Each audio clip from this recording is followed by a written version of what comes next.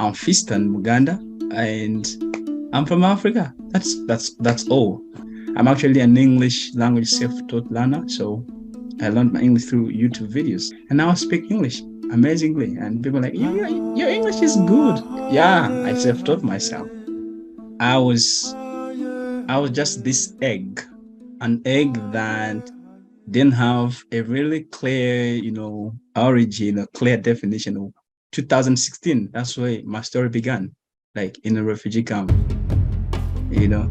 Um, the reason why I take the example of an egg is because when I came here, I didn't know anything else apart from finding ways to survive. That was the only thing I had in my mind. Prejudices, discrimination, wars here and there, being separated from my family, lots of things on my mind. I was a traumatized guy. So there was this me that said, there's nothing else that's important than surviving. And then I started, building relationships. Obviously, I slept actually 3 months on the street in a refugee camp. So I was a refugee, but also a street refugee, which added to the worst situation of being a refugee. You need to sleep outside because you're not yet welcomed, but I had my mind and I had the heart inside me. Somewhere in me, there was a Fiston that really needed to connect to other people, to connect to other souls and shed tears together. So this the egg me broke when I actually decided to start sharing my story with others, to start feeling vulnerability, but again, using that vulnerability as an invitation for others to be vulnerable and accept who they are. So I spoke to the person, I shedded my tears. They shedded their tears as well and said, we should be doing this. I feel like when you tell your story, I feel like connecting to it. So it grew from 2 people, 5, 10, 15, 30, 50 people coming in a circle and then talking, telling stories. When we come together, we're not coming together as refugees. We come together as human beings. I used the power of technology. I was separated. I couldn't find a way out. I couldn't speak to my family. It was hard for me. But through someone's telephone, right? I was connected on, Facebook, and I started making friends, and amazingly, I started doing some odd jobs. That was laying bricks for people, working in their farms, and I was able to secure some money and I bought a very little phone. That little phone was my lifesaver. I have a vision of stepping out of Africa, learning about, I know Africa because I was born here. Then I want to learn about Africa from an outside perspective.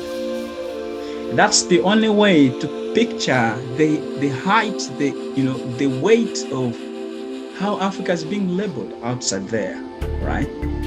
I said, I don't want to take a microphone and sing outside to the world and say, Africa is great. No, I want to go somewhere where I will meet a community that has assumptions about Africa. Sit with them, study with them, live with them, right? If possible, teach them what Africa is, and then come back to Africa. Of course, that's my dream. I want to come back to Africa to innovate and not to, copy paste. No, I know Africa has a lot of wounds to heal from.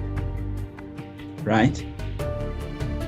The worst part is me knowing that and not trying to do something. If I can't do something, I'm already part of those who are doing harm to the African continent or to humanity. To feel that we are together, love is the only currency in that society. And I believe I have the potentials to make someone happy. If I can tell a story that inspires someone's story, then I feel like, okay, I could also create something that will help someone create something or bring people and do the co-creation as a broader thing together. I think everyone is just a piece of a story. And I feel always the need to tell my story and then ask someone to tell me their story. I was considered, so I'm admitted to Concordia University. which to me is a huge shift, and then a huge opportunity.